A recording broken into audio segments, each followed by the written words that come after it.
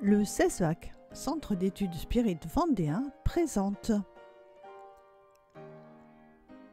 La Petite Vigne, Spiritisme pour la jeunesse, épisode numéro 47. La réconciliation.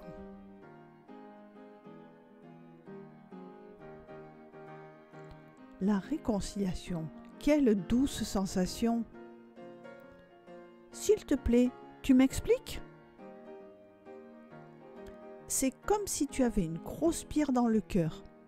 Et quand tu te réconcilies, tu te débarrasses de cette pierre. Réconcilie-toi sans délai avec ton adversaire tant que tu es en chemin avec lui.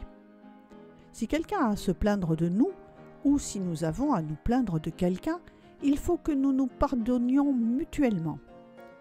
Pendant le temps de notre incarnation, nous devons rétablir l'harmonie entre nous et nos ennemis en changeant l'inimitié en amour. Car si nous ne veillons pas à ce qu'il en soit ainsi, quand nous quitterons notre corps physique et que nous reviendrons dans le monde spirituel, nous devrons faire face à la loi des réincarnations douloureuses. Et la souffrance nous fera apprendre la loi du pardon. Aux actes de violence, répondons par des actes de bonté. Aux injures, par des paroles de paix. Ne nous abaissons pas au niveau des conflits. À ceux qui cherchent les disputes et des motifs pour se battre, répondons avec douceur et soyons dans l'apaisement plutôt que dans l'agression, car la violence engendre toujours plus de violence. Là où est l'amour, il n'y a pas de place pour le ressentiment, écrit Chico Xavier sous l'inspiration de l'esprit André Louis.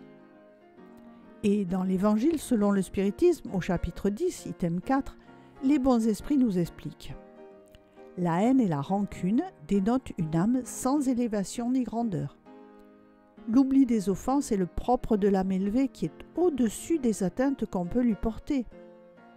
L'une est toujours anxieuse, d'une susceptibilité ombrageuse et pleine de fiel.